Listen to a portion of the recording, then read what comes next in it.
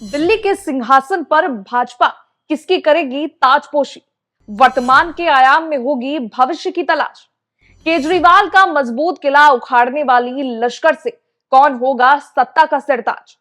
बड़े बड़े नामों की चर्चा के बीच छिपा है एक ऐसा नाम जो अंत समय में करेगा सरप्राइज। नहीं जानते तो आप भी जान लीजिए। दिल्ली विधानसभा चुनाव के सियासी महासमर में विजय का डंका बजाने के बाद अब सबकी निगाहें हैं सिंहासन पर बीजेपी के नए सिरताज की। सियासी गलियारों से लेकर देश के हर पटल पर चर्चा है कि आखिर दिल्ली की सत्ता पर किस चेहरे की ताजपोशी की जाएगी। सियासी पंडितों की तरफ से लगाए जाने वाले कयासों में कई नाम हैं, जो माहौल और समीकरणों के मुताबिक सत्ता के सिंहासन पर बैठने के लिए फिट माने जा रहे हैं। कोई प्रवेश वर्मा के नाम को लेकर कयास लगा रहा है, तो कोई कह रहा है कि दिल्ली में सत्ता की कुर्सी की कमान बीजेपी किसी महिला के हाथों में सौंप सकती है। हालांकि इन सब से अलग एक और नाम है जिन्हें लेकर कहा जा रहा है कि जिस तरह से बीजेपी का पुराना ट्रेंड रहा है, उसके हिसाब से वो नाम आखिरी वक्त में सामने आ सकता है। दिल्ली की सत्ता की रेस में अब तक आपने भी कई नाम सुने होंगे। ये भी सच है कि आम आदमी पार्टी को पटखनी देने के बाद बीजेपी अब सत्ता की कुर्सी पर ताजपोशी के लिए चेहरे का चुनाव करने वाली है। माना जा रहा है कि प्रधानमंत्री नरेंद्र मोदी के अमेरिका से लौटने के बाद दिल्ली के नए सीएम का शपथ ग्रहण होगा। लेकिन ये नया सीएम कौन होगा? क्या प्रवेश वर्मा के नाम पर पुख्ता मोहर लग गई, या वीरेंद्र सचदेवा और उनके अलावा किसी और नाम पर मोहर लग सकती है? क्या कोई महिला सीएम बनेगी, या फिर संघ का कोई सबसे खास चेहरा सत्ताधीश होगा? जानकारों की माने तो अभी तक जिस तरह का भाजपा का ट्रेंड रहा है, उसके हिसाब से पहले से ही किसी नाम पर कयास लगाना बेईमानी होगी। लेकिन कुछ नाम ऐसे हैं जिन्हें माहौल के मुताबिक माना जा रहा है कि ये नाम सीएम की रेस में सबसे आगे होंगे।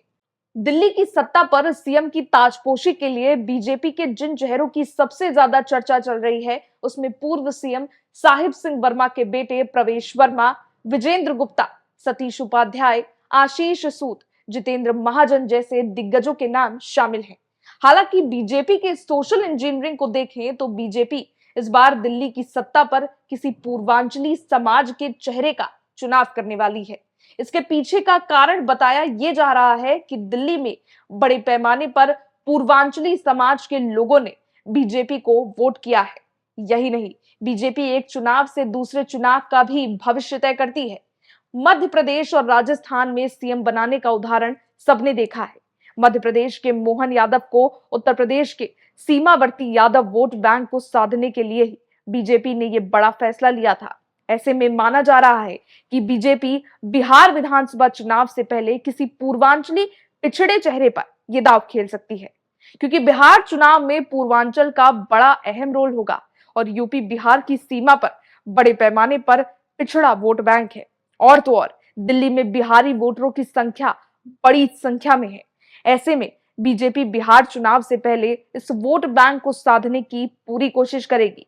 ऐसे में सूत्रों की माने तो बीजेपी दिल्ली के सिंहासन पर अभय वर्मा की ताजपोशी कर सकती है। अभय पूर्वांचली होने के साथ 2 बार के विधायक रह चुके हैं। वर्मा की पूर्वांचल के वोटरों के बीच अच्छी खासी पकड़ मानी जाती है। ऐसे में अभय वर्मा का नाम भले ही अभी सुर्खियों में ना आ रहा हो, लेकिन बीजेपी के ट्रैक रिकॉर्ड के मुताबिक अभय वर्मा सबसे आगे होंगे।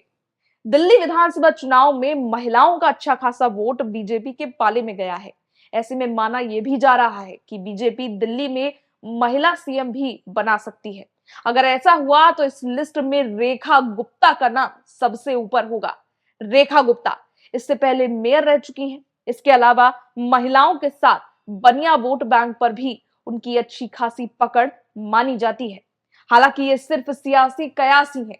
दिल्ली के सिंहासन पर बीजेपी किसे बैठाने वाली है, इसका फैसला कोर कमेटी की बैठक में तय होगा। ये देखना दिलचस्प रहेगा कि बीजेपी का शीर्ष नेतृत्व किसके नाम पर फाइनल मुहर लगाता है। डेस्क रिपोर्ट, आज की खबर।